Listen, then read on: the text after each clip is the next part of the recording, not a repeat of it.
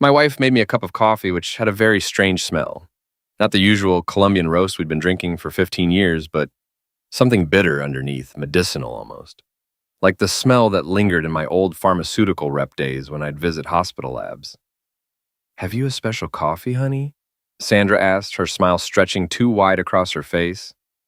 Those green eyes I'd fallen in love with back in college were watching me too closely, tracking every movement as I lifted the mug toward my lips. Just trying something new, she said, her voice pitched higher than normal. Thought you might enjoy a change. Change, that word had been floating around our house a lot lately.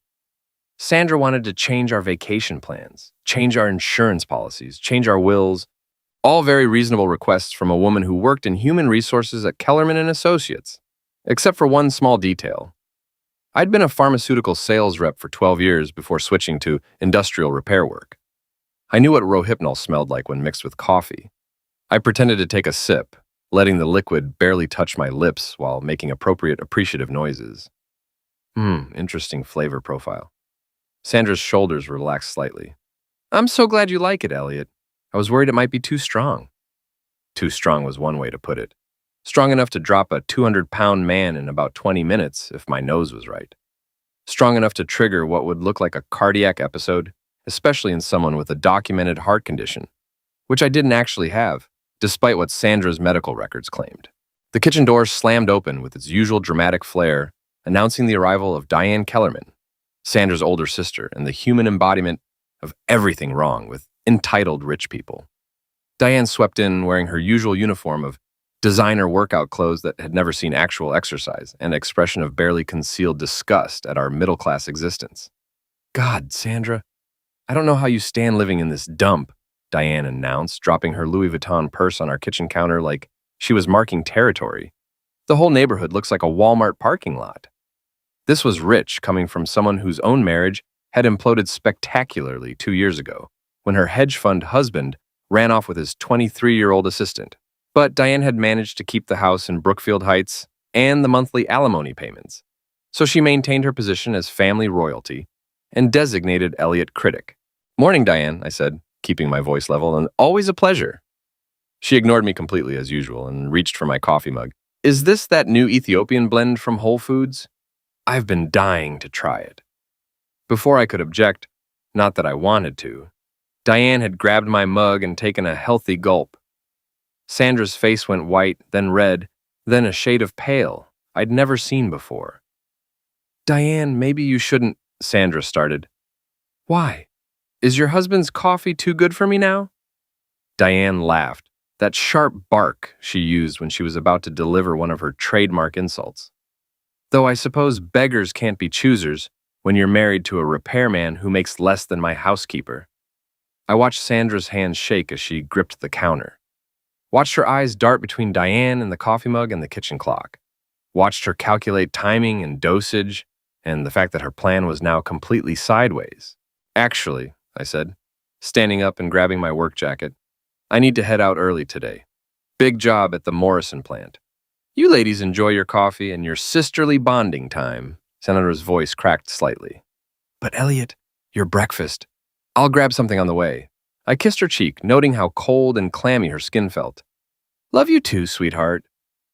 I made it exactly to the end of our driveway before I heard the screaming. Diane Kellerman hit our kitchen floor at exactly 8:47 a.m., according to the timestamp on our security camera, the one Sandra didn't know I'd installed 3 months ago when I first started suspecting my wife was trying to eliminate me. The convulsions started first, her designer workout clothes twisting as her body seized.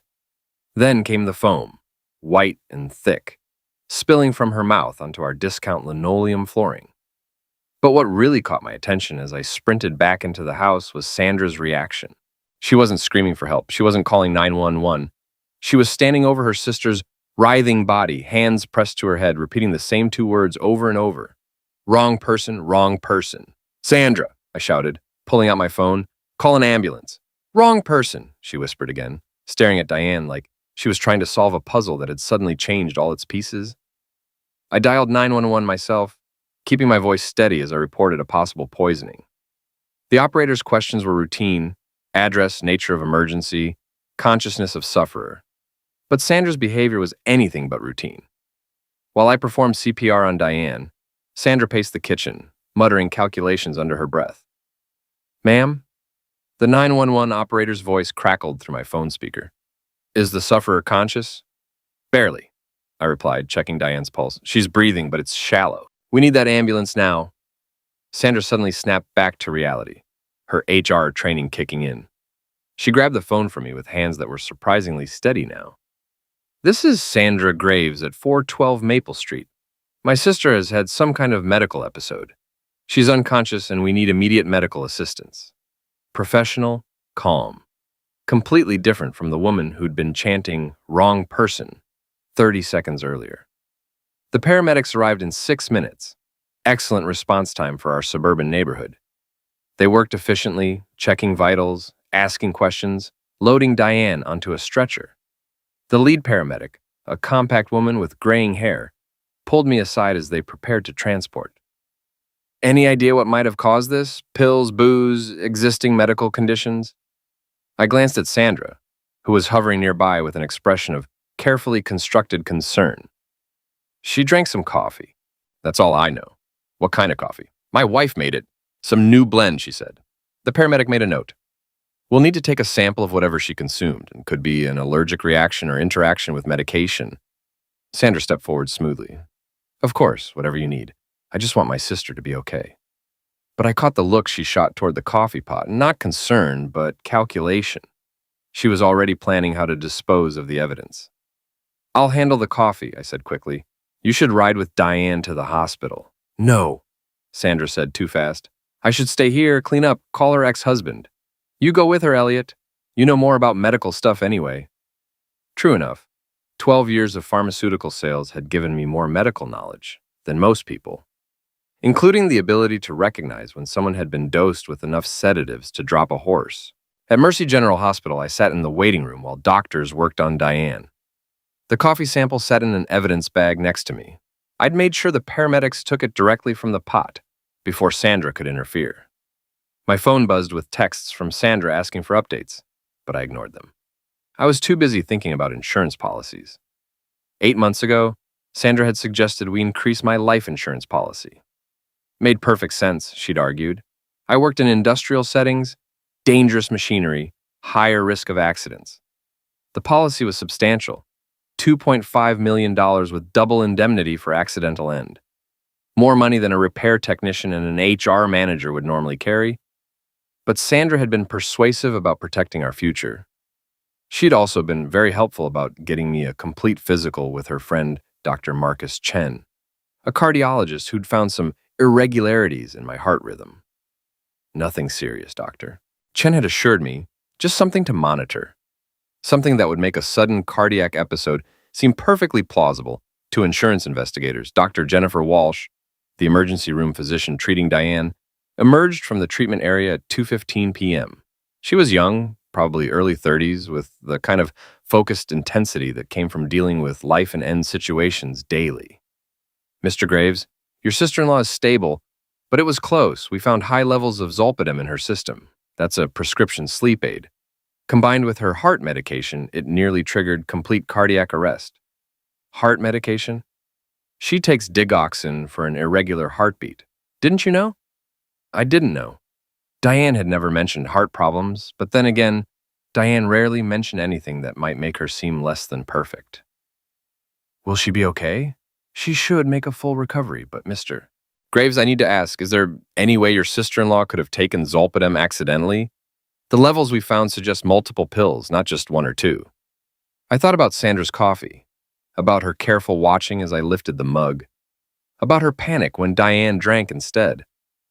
Doctor, is it possible someone could have dissolved zolpidem in coffee? Dr. Walsh's expression shifted from professional concern to something sharper.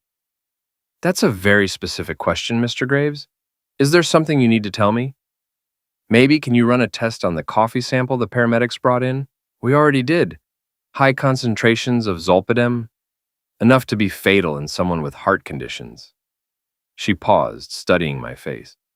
Mr. Graves, I'm required to report this to the police. Someone tried to poison your sister-in-law. No, I said quietly. Someone tried to poison me. Detective Ray Martin looked like Central Casting's idea of a small-town cop. 50-something, slightly overweight with the kind of mustache that went out of style in 1987. But his eyes were sharp, and he'd been taking notes for the past hour while I explained why I thought my wife had tried to homicide me. "Let me get this straight," he said, flipping back through his notepad. "You suspected your wife was trying to poison you. So you deliberately switched coffee mugs with her sister?" "I suspected something was wrong with the coffee. I didn't know what exactly." "But you didn't drink it yourself." "I'm not stupid, detective. I may work with my hands now, but I spent 12 years in pharmaceutical sales. I know what pills smell like." Detective Martin made another note. "And you think this is connected to your life insurance policy? $2.5 million is a lot of motivation. Plus the heart condition that doesn't exist. Explain that." I pulled out my phone and showed him the photos I'd taken of my medical records. "Dr. Chen diagnosed me with cardiac irregularities 8 months ago. Same time Sandra suggested increasing my insurance. But I had those same tests done by an independent cardiologist last month. My heart is fine." "Why didn't you confront your wife about this?" "Because I wanted to see how far she'd go, and because I needed evidence."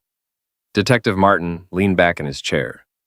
We were sitting in a conference room at the police station with my lawyer, Tom Rodriguez from Legal Aid, taking his own notes. Tom was young and eager, the kind of public defender who still believed the system worked. "Mr. Graves," Detective Martin continued, "we've tested the coffee sample, confirmed high levels of zolpidem, as the hospital reported. We've also obtained a warrant for your wife's phone and computer records. And, let's just say Mrs. Graves has been doing some interesting research lately. Untraceable sedatives, heart attack symptoms, husband life insurance claims, all searched from her work computer over the past 3 months." Tom Rodriguez whistled low. "That's pretty damning evidence of premeditation." "It gets better," Detective Martin said. "Or worse, depending on your perspective.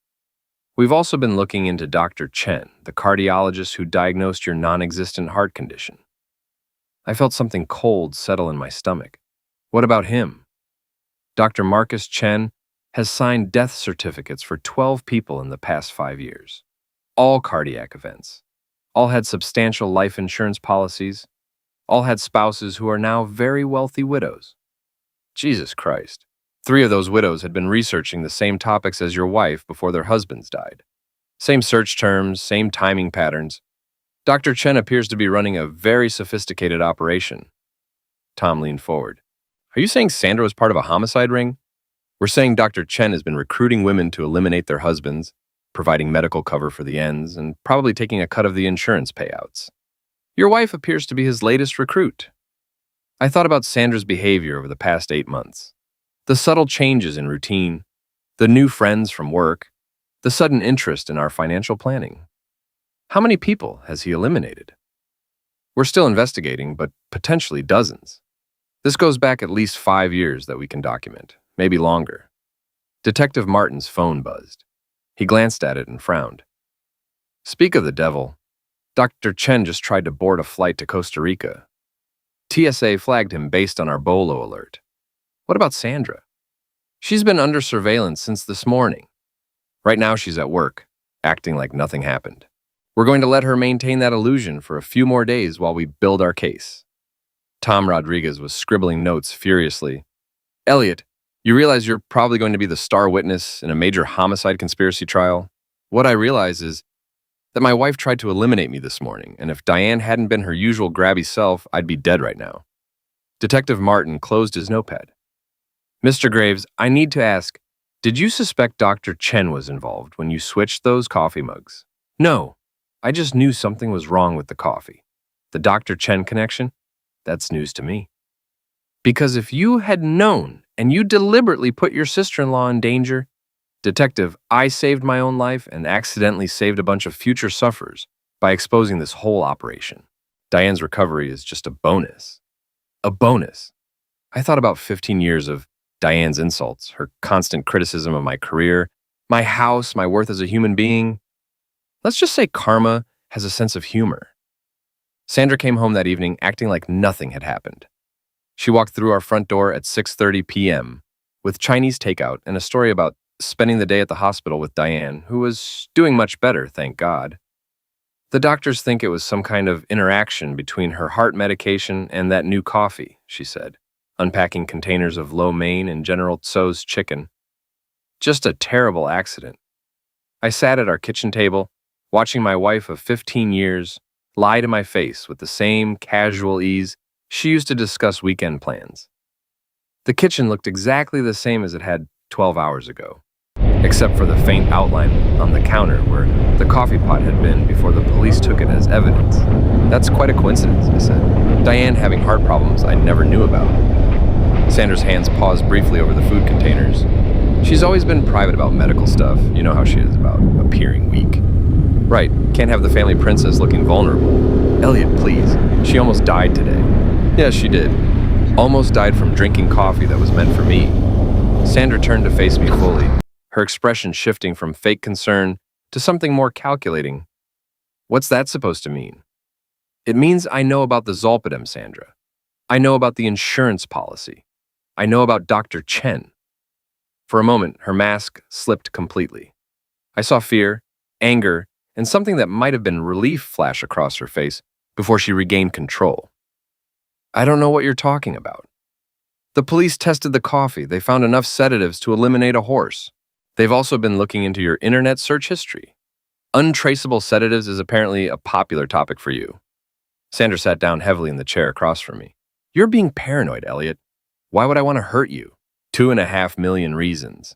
That insurance policy was your idea. No, Sandra. It was your idea. You just made me think it was mine. Same way you made me think I had heart problems. She was quiet for a long time, staring at the Chinese food containers like they might provide answers.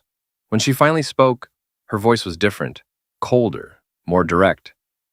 How long have you known? I suspected something 3 months ago, knew for sure this morning when I smelled the coffee. 3 months. She laughed, a sound without humor. I've been planning this for 8 months, and you figured it out in 3. Planning what exactly? Sandra looked up at me with eyes that belonged to a stranger. Planning to get out of this mediocre life. Planning to stop pretending I'm happy, living in a house that's falling apart, married to a man who fixes other people's machines for $40,000 a year. So you decided to eliminate me. I decided to upgrade. The casual cruelty of that statement hit harder than any of Diane's insults ever had. This wasn't passion or desperation, it was cold calculation. What about Dr. Chen? How long have you been working with him? 6 months. He approached me at a medical conference my company sponsored. Very charming, very persuasive. He explained how easy it would be, how many women he'd helped achieve financial independence. How many husbands he'd helped homicide, you mean? Sandra shrugged.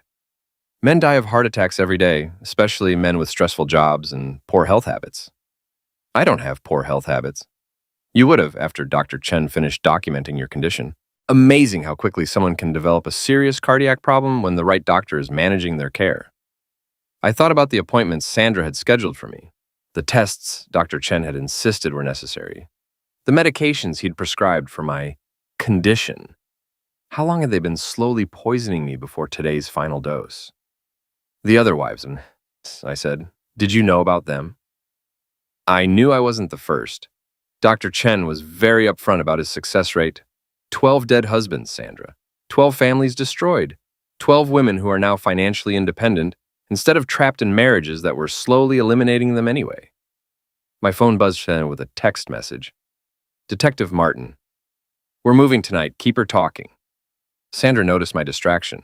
Who's texting you? Work. Emergency at the plant. She nodded, but I could see suspicion creeping into her expression. Elliot, what happens now? Now? Now you get to explain to Diane why you almost eliminated her. You get to explain to the police why you've been researching homicide methods. And you get to explain to a jury why you thought my life was worth less than an insurance payout. Sandra stood up abruptly. I need to make some phone calls. To who? Dr. Chen? He's already in custody. Her face went white. What? They arrested him at the airport this afternoon, trying to flee to Costa Rica with about $2 million in cash. Turns out homicide for hire is pretty profitable. Sandra grabbed her purse and headed for the door. I need to go. Where? Away from here. Away from you. Sandra, there are police officers outside. You're not going anywhere. She turned back to me, and for the first time since I'd known her, Sandra looked genuinely afraid. Elliot, please, we can work this out. I never meant for Diane to get hurt. You meant for me to get hurt. I meant for you to go peacefully. No pain, no suffering, just gone. How considerate. I'm not a monster, Elliot. I just wanted a better life. By eliminating your husband. Sandra's phone rang. She glanced at the caller ID and her face crumpled. It's my lawyer. Answer it. She did, putting the phone on speaker. The voice that emerged was crisp, professional, and utterly without hope. Sandra, this is David Kim. I need you to listen very carefully. The police have obtained warrants for your arrest in connection with attempted homicide and conspiracy charges. I strongly advise you to turn yourself in immediately. Sandra dropped the phone. It clattered on the kitchen floor, the lawyer's voice continuing to issue instructions to empty air. Elliot, she whispered, I'm sorry. No, you're not. You're sorry you got caught.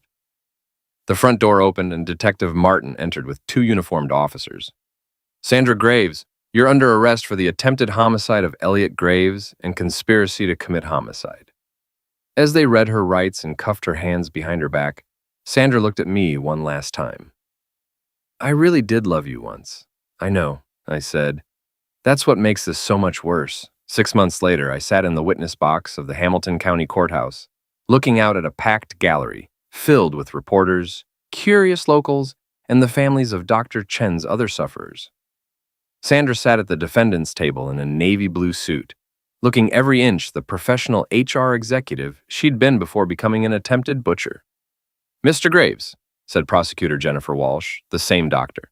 Walsh, who had treated Diane in the emergency room and had since left medicine to pursue law. Can you tell the jury what you observed about your wife's behavior on the morning of March 15th? I'd told this story dozens of times to police, lawyers, and investigators, but it never got easier. She was watching me very carefully as I lifted the coffee mug. Her whole body was tense, like she was waiting for something specific to happen. And what did you do when you noticed the unusual smell? I pretended to drink while actually switching mugs with my sister-in-law, Diane. Why did you do that? Because I suspected the coffee had been tampered with, and Diane has spent 15 years treating me like garbage. I figured if someone was trying to poison me, they could deal with her instead. A ripple of laughter went through the gallery. Sandra's defense attorney, Michael Torres, objected to my editorializing, but Judge Harrison allowed it. What happened after Diane drank the coffee? She collapsed within 30 minutes, started convulsing, foaming at the mouth. Sandra's first words weren't call 911 or help her or her. They were wrong person. She said wrong person multiple times, like she was upset that her plan had gone sideways. Jennifer Walsh walked me through the rest of the timeline, the hospital, the police investigation, the discovery of Dr. Chen's homicide ring. The jury listened intently, especially when we discussed the insurance policy and Sandra's internet search history. Mr. Graves, did your wife ever express dissatisfaction with your marriage?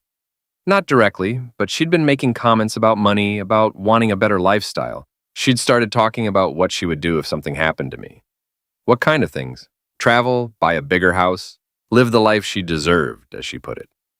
Sandra's defense had been predictable. She was a sufferer of Dr. Chen's manipulation, a grieving wife who had been convinced to participate in what she thought was insurance fraud, not homicide. Torres painted her as naive and vulnerable, seduced by a sophisticated criminal who preyed on unhappy wives. It might have worked if not for the recordings. 3 days into the trial, the prosecution played audio from my kitchen security camera, the one Sandra didn't know existed. The jury heard her voice clearly as Diane convulsed on our floor. Wrong person, this wasn't supposed to happen. They heard her calculating pill dosages under her breath. They heard her trying to convince me to go to the hospital while she stayed home to clean up. They heard her on the phone with Dr. Chen that evening discussing a damage control and contingency plans. But the most damaging evidence came from Dr. Chen himself. The cardiologist had agreed to testify against Sandra in exchange for a life sentence instead of the capital punishment. He took the stand on day 4, looking nothing like the confident professional who had convinced my wife to become a butcher. I approached Mrs. Graves at a medical conference, he testified. She seemed unhappy, frustrated with her financial situation. I explained how I could help. How did you help her? Jennifer Walsh asked. I provided her with Zolpidem and instructions on how to administer it. I also created false medical records documenting her husband's heart condition. Did Mrs. Graves understand that this would eliminate her husband? Absolutely. I was very clear about the intended outcome. She wanted to make sure the end would appear natural and that the insurance company wouldn't investigate. What was your arrangement with Mrs. Graves? She would receive the full insurance payout. I would receive 30% for my services. And how many times had you made this arrangement with other women? 17 times over 6 years. The number hit the courtroom like a physical blow. 17 dead husbands. 17 families destroyed. 17 women who had chosen homicide over divorce. Sandra's face remained impassive throughout Dr. Chen's testimony. But I could see her hands shaking under the defense table. The trial lasted 2 weeks.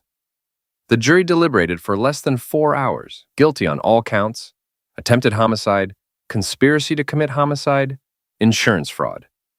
Judge Harrison sentenced Sandra to 25 years without the possibility of parole.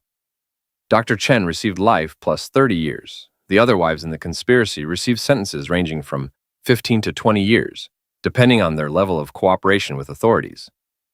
As the bailiff led Sandra away in handcuffs, she turned back to look at me one last time. I couldn't read her expression: regret, anger, resignation, maybe all three. Diane, who had made a full recovery and attended every day of the trial, leaned over to whisper in my ear. "You know, Elliot, that's the first time in my life I've ever been grateful for my own greediness." "How's that?" "If I hadn't grabbed your coffee cup, we never would have caught her. She would have just tried again later, and you'd be dead." She was right. Sandra's plan had been meticulous, patient, and probably would have worked if not for Diane's reflexive selfishness and my pharmaceutical background. "I owe you an apology," Diane continued. "I've spent 15 years treating you like you weren't good enough for our family. Turns out, you were the only one with enough sense to stay alive." Apology accepted. And Elliot? That coffee really did smell terrible. 1 year later, I was sitting in my new apartment across town, drinking coffee I'd made myself, when the phone rang. The caller ID showed a number I didn't recognize, but the voice was familiar. "Elliot, it's Sandra." I nearly dropped the mug. "How are you calling me from prison?" "Good behavior privileges. I'm allowed supervised phone calls now." Her voice sounded different, smaller, worn down by a year of incarceration. "I wanted to talk to you." "About what?" "About what I did, about what I put you through." I walked to my window, looking out at the parking lot of my modest apartment complex. After the trial, I'd sold our house and most of our possessions. Too many memories, too many reminders of how close I'd come to dying in my own kitchen. "Sandra, I don't think there's anything left to say. Please, Elliot, just listen for a minute." Against my better judgment, I listened. "I've had a lot of time to think about what happened, about the choices I made, about how I convinced myself that eliminating you was somehow justified. And what conclusion did you reach? That I was selfish and stupid and cruel, that I threw away 15 years of marriage for money I didn't even need, that I almost eliminated the one person who actually loved me." I thought about that word, love. Had I loved Sandra? Yes, absolutely. Did I still love her? That was more complicated. "Elliot, are you still there?" "I'm here. I know you'll probably never forgive me. I know I don't deserve forgiveness. But I need you to know that I regret everything, every choice, every lie, every moment I spent planning to hurt you. Regret doesn't bring back those 17 dead husbands, Sandra. I know. I think about them every day. About their families, about what we stole from them. What do you want from me? Nothing. I just wanted to say I'm sorry, and that I hope you're happy. I'm alive. That's more than you planned to give me." Sandra was quiet for a long time. When she spoke again, her voice was barely a whisper. "I know. Sandra, can I ask you something?" "Yes. That morning, when you handed me the coffee, did you feel anything? Any hesitation? Any doubt?" Another long pause. I felt relief. Relief? Relief that it would finally be over, that I wouldn't have to pretend anymore, that I could stop being someone I didn't want to be. And now? Now I realize I was never pretending to be someone I didn't want to be. I was pretending to be someone better than I actually was. The line went quiet except for the sound of Sandra crying. Soft, broken sobs that carried through the phone like an echo of the woman I'd married. "I have to go," she said finally. "My time's up." "Sandra, wait." "Yes? For what it's worth, I forgive you." "Elliot, not because you deserve it, because I deserve to let go of the anger. Thank you." But Sandra, if you ever get out of prison, if you ever think about contacting me again, don't. This is the last conversation we'll ever have. I understand. Good. Take care of yourself. I hung up before she could respond. That evening, I drove to Mercy General Hospital to visit Diane, who was there for routine cardiac monitoring, a consequence of her near-end experience that would require lifelong medical supervision. She was sitting up in bed, reading a magazine and looking healthier than she had in years. "How's the heart?" I asked. "Ticking along just fine. Doctors say the damage was minimal, considering." She set down her magazine and looked at me seriously. "Elliot, I heard Sandra called you today." News travels fast. Small town, big gossip network. What did she want? To apologize. Do you believe her? I thought about Sandra's voice, the genuine pain I'd heard in her tears. Yeah, I think I do. Are you okay with that? I'm okay with moving on. Diane nodded. You know, I never thanked you properly. For what? For saving my life. If you hadn't switched those coffee cups, Sandra would have eliminated you and probably tried again with someone else. Who knows how many more people would have died? I didn't save your life, Diane. Your own greed saved your life. She laughed. A real laugh, not her usual sharp bark. True enough, though I prefer to think of it as aggressive coffee acquisition. Call it whatever you want. Elliot, can I ask you something personal? Shoot. Do you miss her? Sandra, I mean. I considered the question. Did I miss the woman who had tried to homicide me for insurance money? Did I miss the wife who had spent months researching how to eliminate me? Did I miss the person who had looked me in the eye every morning while planning my passing? I miss who I thought she was, I said finally. I miss the marriage I thought we had, but the real Sandra, the one who tried to poison me, no, I don't miss her at all. That's probably healthy. Probably. Diane shifted in her hospital bed, wincing slightly as the heart monitor leads pulled at her skin. You know what's funny? In a weird way, this whole experience brought our family closer together. I mean, I almost died, you almost died. Sandra's in prison for 25 years, but somehow, we're all more honest with each other now. Nothing like attempted homicide to clear the air. Exactly. Chagrin. Though I still think your house was a dump. Was a dump. I sold it, remember? Right. How's the new place? Smaller, quieter, no memories of anyone trying to eliminate me in the kitchen. That's important in a home. I stayed with Diane for another hour, talking about normal things, her physical therapy, my new job at a different repair company, the upcoming holidays.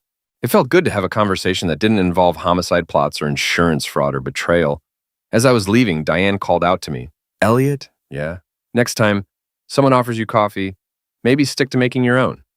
Already way ahead of you. I drove home through the quiet streets of our small town, past the courthouse where Sandra had been convicted, past the hospital where Diane had nearly died, past the house where I'd lived with a woman who wanted me dead. At my apartment, I made myself a cup of coffee, black, no sugar, no sedatives. I sat at my small kitchen table and thought about second chances, about the strange twists of fate that had saved my life, about the difference between the person you marry and the person they become. My phone buzzed with a text from Tom Rodriguez, my lawyer, who had become a friend over the course of the investigation and trial. Saw the news about Sandra's call. You doing okay? I typed back. Doing fine. Moving forward? Good for you. Coffee sometime this week? I looked at my mug, at the dark liquid I'd brewed myself, at the simple pleasure of drinking something I knew was safe. Oh, sure, I texted back. But I'm buying, and I'm making it myself. Fair enough. I finished my coffee, washed the mug, and got ready for bed. Tomorrow would bring another day of normal problems. Work deadlines, bills to pay, routine maintenance on my car. Simple, honest problems that didn't involve anyone trying to eliminate me. As I turned off the lights, I thought about Sandra's words. I felt relief that it would finally be over.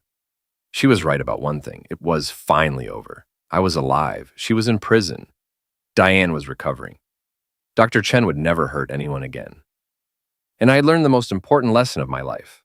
When someone hands you coffee that smells wrong, trust your instincts. Because sometimes the difference between life and end comes down to a single sip you don't take. I slept better that night than I had in months. No nightmares, no anxiety, no wondering if the person sleeping next to me was planning my homicide. Just peace, and the satisfaction of knowing that when my wife tried to have the last word in our marriage, I had survived to tell the story.